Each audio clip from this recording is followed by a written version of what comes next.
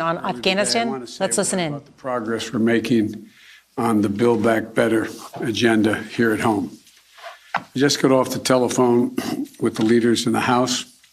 Today, the House of Representatives taken significant step toward making a historic investment that's going to transform America, cut taxes for working families, and position the American economy for long-term growth. When I became president, it was clear that we had to confront an immediate economic crisis, the most significant recession we've had since the Depression, or at least since Johnson. But we weren't going to. But that wasn't going to be enough. We also had to make some long-term investments in Americans and America itself. The first thing we did was to write and pass the American Rescue Plan, and it's working. Our economy has added 4 million jobs in my first 6 months in office. Economic growth is up to the fastest it's been, the fastest rate in 40 years, and unemployment is coming down. Right now, our economic growth is leading the world's advanced economies. But to win the future, we need to take the next step. Today, the House of Representatives did just that. Today's vote in the House allowed them to consider my Build Back Better agenda, a broad framework to make housing more affordable, bring down the cost of prescription drugs by giving Medicare the power to negotiate lower prices for drugs, make elder care more affordable, provide 2 years of free universal high-quality pre-K, and 2 years of free community college, provide clean energy tax credits, continue to give the middle-class families the well-deserved tax cut for daycare and health care that they deserve, allowing a lot of women to get back to work primarily, and provide significant monthly tax cuts for working families with children through the child care tax credit. These investments are going to lower out-of-pocket expenses for families and not just give them a little more breathing room. In addition, we're going to make long overdue, much-needed investments in basic, hard infrastructure of this nation. This is an area where we have broad bipartisan agreement to invest in our antiquated roads, highways, bridges, transit, drinking water systems, broadband, clean energy, environmental cleanup, and making infrastructure more resilient to the climate crisis, and so much more. And this is all paid for. Instead of giving every break in the world to corporations and CEOs, by the way, 55 of our largest companies in America paid $0 in federal taxes on more than $40 billion in profit last year. We can ask corporations and the very wealthy just to pay their fair share. They can still be very wealthy, they can still make a lot of money, but just begin to pay their fair share. So we can invest in making our country stronger and more competitive, create jobs and raise wages, and lift up the standard of living for everyone. The bottom line is, in my view, we're a step closer to truly investing in the American people, positioning our economy for long-term growth, and building an America that outcompetes the rest of the world. My goal is to build an economy from the bottom up and the middle out, not just the top down. And that's what we're on our way of doing. Look, I want to thank Speaker Pelosi, who was masterful in her leadership on this, and Leader Hoyer and Whip Clyburn and Chairman DeFazio, the entire House leadership team, for the hard work, dedication, and determination to bring people together so we can make a difference in people's lives. I also want to thank every Democrat in the House who worked so hard over the past few weeks to reach an agreement and who supported the process for House consideration of the Jobs and Infrastructure Plan, the Build Back Better effort. There were differences, strong points of view. They're always welcome. What is important is that we came together to advance our agenda. And I think everyone who did that, I think everyone who did it was there. Look, I also want to thank everyone who voted to support the John Lewis Voting Rights Act. You know, advancing, it's an act to restore and expand voting protections, to prevent voter suppression, and to secure the most sacred of American rights, the right to vote freely, the right to vote fairly, and the right to have your vote counted. The House is active. The Senate also has to join them to send this important bill to my desk. And the Senate has to move forward on the People's Act, critical legislation to protect our democracy and the right to vote. We need both of those election bills. But let me now turn to Afghanistan. I've met this morning with my counterparts in the G7, as well as heads of the United Nations, NATO, and the European Union. I express my thanks for the solidarity we have seen as we've stood up an unprecedented global effort. I updated our partners on the significant progress we made in the past 10 days. As of this afternoon, we've helped evacuate 70,700 people just since August the 14th, 75,900 people since the end of July.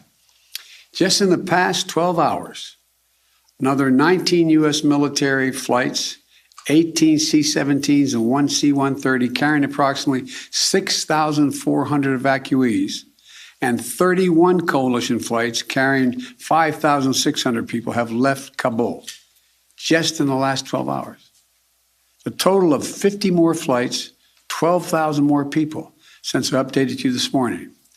These numbers are a testament to the efforts of our brave service women and men, to our diplomats on the ground in Kabul, and to our allies still standing with us.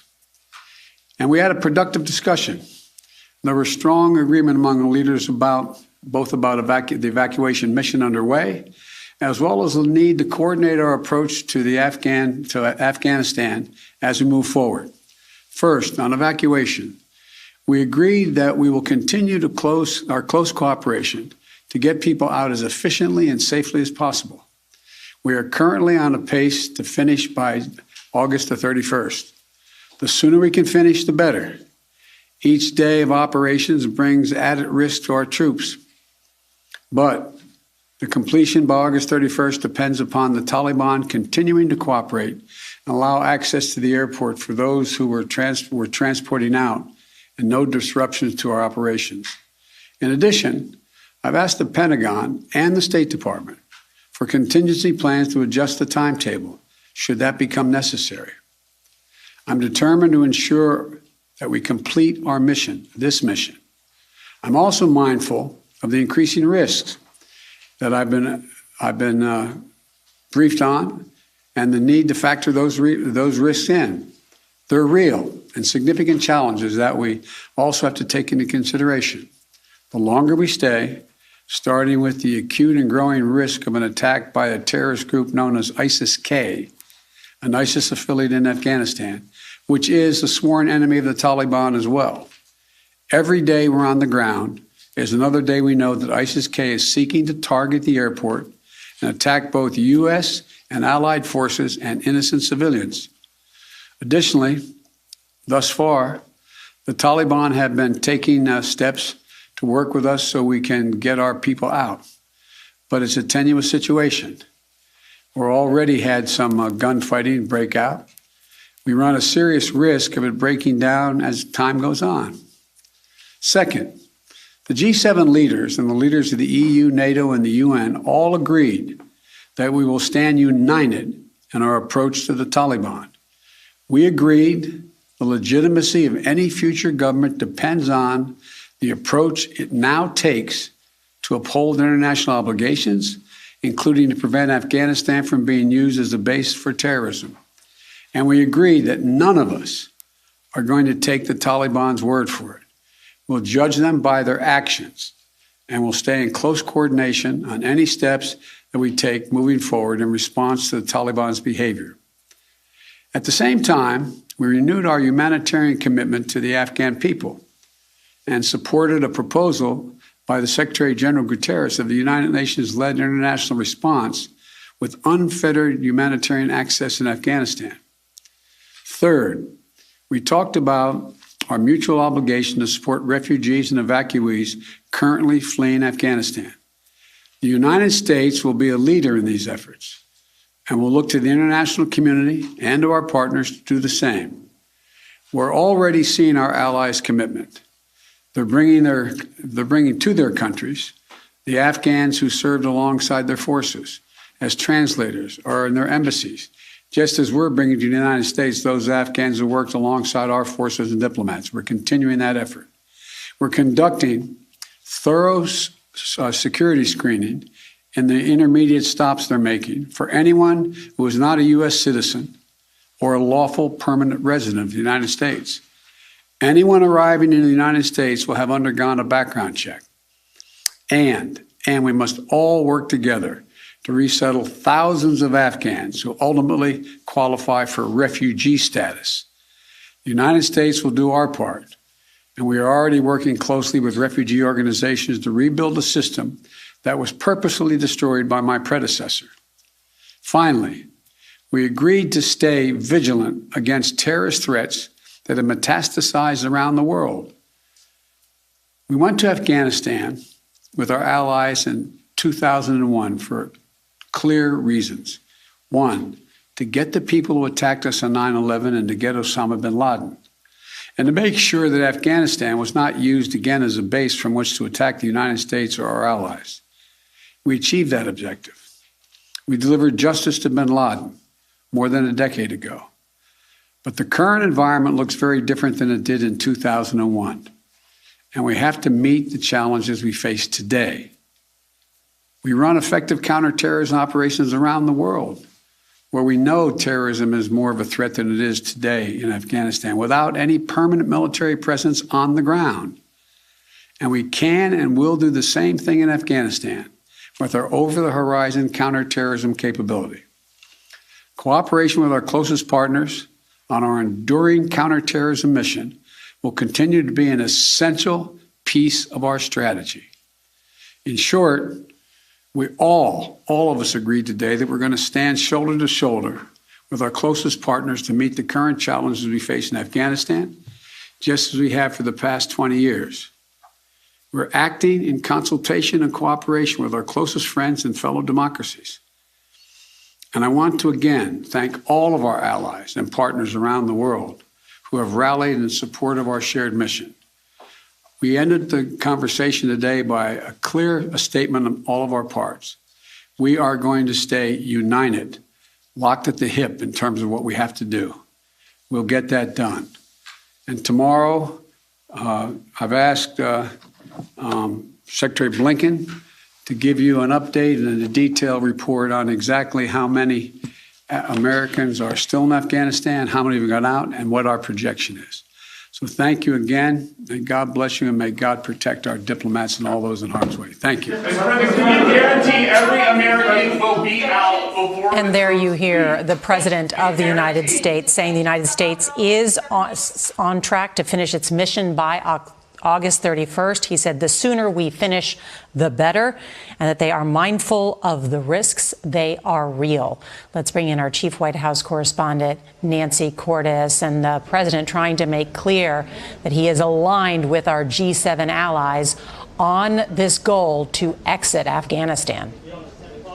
That's true, Nora, but actually when he was speaking to those G7 allies this morning in a virtual conference, several of them were urging him to go past the deadline, to extend it. And in fact, the UK Prime Minister Boris Johnson has been very vocal about the fact that he's worried that not all of our Afghan partners will be able to get to the airport and get out by August 31st. But you heard the president there say something that he also said to those G7 leaders, which is that it is his fear that the longer that this operation goes on, the riskier it gets, both because of the threat from terrorists lurking just outside the gates of the airport and because he is under increasing pressure from the Taliban itself to get U.S. troops out of the country on time. Nancy Cordes, thank you. Want to bring in national security correspondent David Martin, who is at the Pentagon. And David, let's hone in on that issue of the risks to our U.S. troops. The president said he's mindful of these increasing risks posed by ISIS-K, which he calls acute. Describe what you have learned in your reporting about those risks. Well, these risks stem from the fall of Bagram Air Force Base last weekend and the release of about 5,000 prisoners from this high-maintenance prison that they kept there, and which included a number of hardcore ISIS leaders. So they've had a week to be on the streets and start plotting attacks. Bagram is only about 35, 40 minutes away from Kabul. So they've been out for a week. They've got time to start plotting attacks, and they've got this huge stationary target to look at, which is those 5,800 American troops at the airport in Kabul. And right now, you have the Taliban keeping them away with their checkpoints.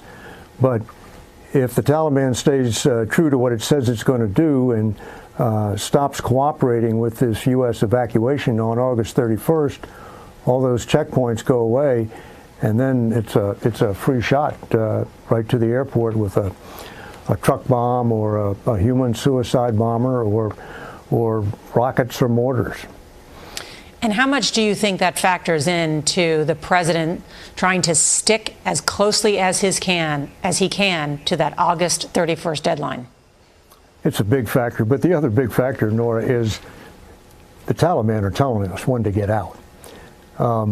We lost. The Taliban won, and in victory, you usually dictate the terms of surrender, or in this case, the terms of evacuation and the terms of the withdrawal of U.S. troops. And the Taliban, both publicly and I'm told in private, have said we want 0 U.S. troops on the ground after August 31st. David Martin at the Pentagon, thank you. Let's bring in foreign correspondent Roxana Saberi, who is in Doha, Qatar, the destination for some of those Afghan refugees. And she spent some time in Afghanistan amid the Taliban takeover, and today interviewed a Taliban spokesperson. And let me ask you about that, Roxana, because you heard the president saying meeting that deadline is contingent on the cooperation of the Taliban. And today we learned the Taliban are blocking many Afghans from moving towards that airport to get evacuated. That's right. The Taliban spokesman we spoke with here today in Doha said that any extension of that August 31st deadline would be what they called a violation of President Biden's commitment to the Taliban. They said there would be consequences if that deadline would be extended. When I asked what consequences, this spokesperson, Suhail Shaheen, said it depends on the leadership of the Taliban and what they decide. I asked if it meant that there would be less Taliban cooperation with the U.S. at the airport, and he said he wouldn't go into specifics. But Nora, he also said there does not need to be an extension of this deadline because Afghans and others can still leave the country after August 31st if they have the proper documentation and if they take civilian aircraft. But of course, a lot of Afghans we met in Afghanistan and since leaving have said that they don't want to take any chances. Some people have made it out with that uptick in the pace of evacuations that President Biden just mentioned, but many people still fear being left behind. Some were U.S. embassy workers who tried to get to the airport, into the airport in Kabul today with their embassy badges, but they were turned away. Another man with a U.S. visa said he couldn't even make it through the crowd. These people feel that the August 31st deadline set by the Taliban and President Biden is their own personal deadline, and they see their window of opportunity to leave their country safely as swiftly closing. Nora? Roxana Saberi, thank you. And just to recap, President Biden saying the U.S. is on pace to finish all those evacuations by the end of the month, that it will depend on the Taliban's continued cooperation. The president also saying that he has asked the Pentagon and the State Department to develop contingency plans. And then finally, the president making the case that the longer U.S. troops remain, the greater risk to their safety. The president saying those risks, in his words, they are real. From ISIS-K, of course, terrorist organization on the ground there. Many of them, as David Martin was describing, were released from prison when the Taliban took over.